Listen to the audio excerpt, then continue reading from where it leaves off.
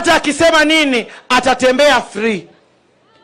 Nikumbuke mimi nilikuwa Eldoret na tuko na mkutano, Mheshimiwa Mithika Linturi alisimama, na kama ilivyo desturi watu wao wanawaambia watu wao na kuwapa maelekeo jinsi ya kupiga kura, na akasema yeye anaomba watu wa Eldoret wapige kura 6 piece na wasichanganye, yani wasiweke madoadoa.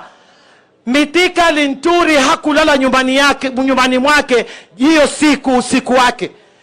Lakini kwa nini tuliuliza, akasemekana amesema maneno ya madoadoa.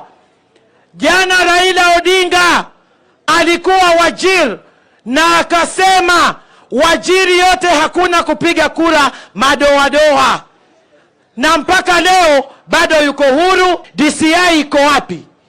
EACC wako wapi? NCIC wako wapi?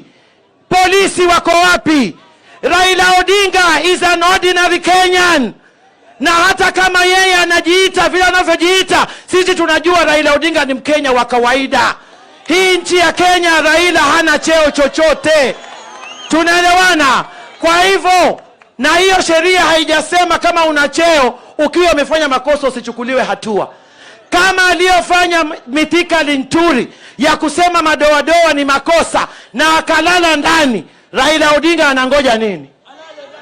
DCI Kinoti uko wapi? DPP yako wapi? NCIC Kobia uko wapi?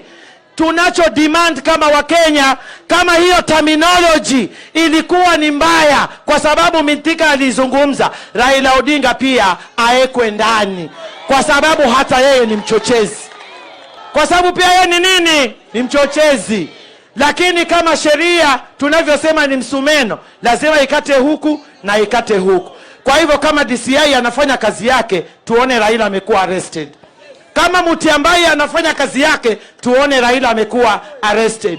Kama Kobia anafanya kazi yake, yule chairman wa NCIC ashikwe Raila Odinga. Si ndivyo? La sivyo tutakuwa tunaangaliana na macho mangapi? Mawili. Manake hatutakubali. Hii Kenya hakuna squatter. Sisi wote ni wana Kenya, and nobody is above the law. Kwa hivyo sisi tuna demand arrest ya Raila Amolo Odinga.